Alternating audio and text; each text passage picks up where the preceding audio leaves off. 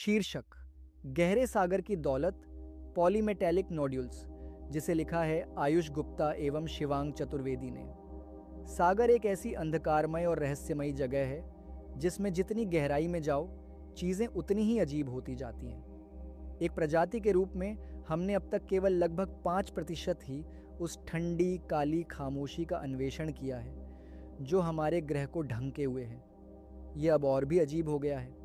सतह से 5000 मीटर नीचे गुप्त अंधेरे में खनिज का एक रहस्यमय स्रोत खोजा गया है। 1873 में पहली बार मानवता ने गहरे समुद्र के तल में पाए जाने वाले रहस्यमय आलू के आकार के पत्थर जैसे ढेलों को समुद्र की तलहटी पर देखा।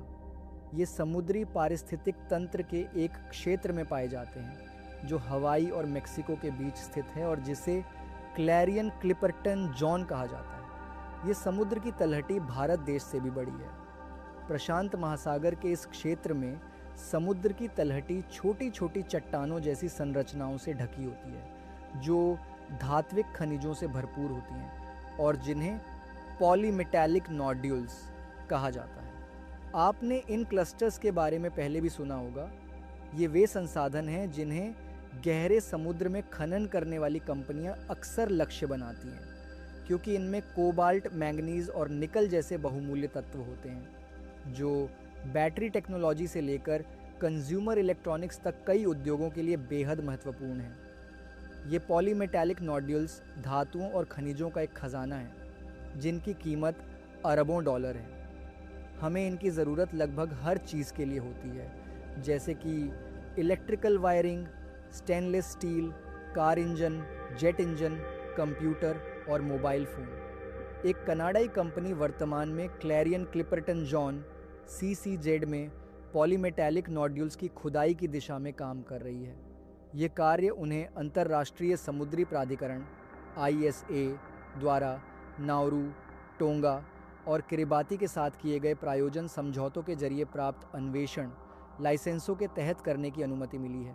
TMC दी मेटल्स कंपनी की योजना है कि वह जून 2025 में एक औपचारिक खनन लाइसेंस के लिए आवेदन देगी जिससे वाणिज्यिक खनन शुरू किया जा सके। भले ही अभी खनन से जुड़े अंतर्राष्ट्रीय नियम पूरी तरह तय नहीं हुए हैं। कंपनी का दावा है कि गहरे समुद्र का खनन ज़मीन पर होने वाले खनन की तुलना में अधिक पर्यावरण स्नेही है क्योंकि इसमें प्रति टन निकाले गए खनिज पर कम कचरा और पारिस्थितिक व्यवधान होता है। लेकिन इनकी खुदाई इतनी सरल नहीं है।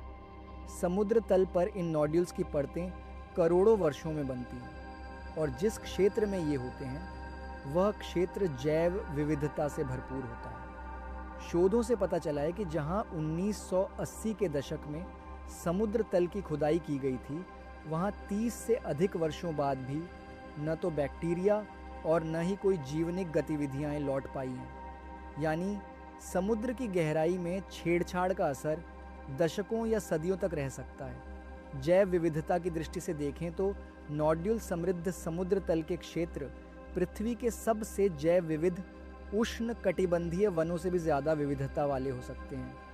समुद्र के ये हिस्से लाखों वर्षों में विकसित हुए हैं और इनमें कई दुर्लभ प्रजातियां पाई जाती हैं जिन्हें हमने अभी ठीक से समझा भी नहीं है।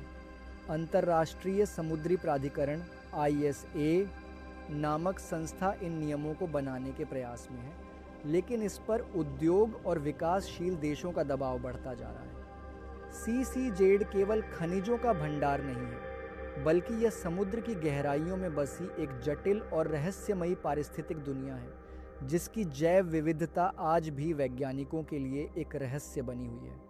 यह क्षेत्र पृथ्वी के सबसे कम खोजे गए पारिस्थितिक तंत्रों में से एक है और यहाँ पर हजारों ऐसे सूक्ष्म जीव, जीवाणु, केंचुए जैसे मैक्रोफोना और विशेष प्रकार की मछलियाँ पाई जाती हैं जो केवल इसी क्षेत्र में मौजूद हैं, जिन्हें हम एंडेमिक प्रजातियाँ कहते हैं। ये क्षेत्र धूप से पूरी तरह वंचित है और जीवन यहाँ अत्यंत धीमी गति से विकसित होता है। पॉलीमेटैलिक नोड्यूल्स खुद भी लाखों वर्षों में धीरे धीरे बनते हैं और उनके ऊपर या आसपास रहने वाले जीव जैसे कि sea cucumber, miniature octopus, brittle stars और बायोल्यूमिनेसेंट जीव इन पत्थरों पर निर्भर करते हैं। ये जैव विविधता इसलिए जटिल मानी जाती है क्योंकि इसमें शामिल जीव पारंपरिक खाद्य श्रृंखलाओं और ऊर्जा चक्र से अलग तरीके से कार्य करते हैं। इन जीवों के पारस्परिक संबंध और गहरे समुद्री वातावरण में उनकी भूमिका अभी पूरी तरह समझी भी नहीं जा सकी है। यही कारण है कि वैज्ञानिक डरे हुए हैं, क्योंकि अगर इन क्षेत्रों में भारी मशीनों से खनन शुरू होता है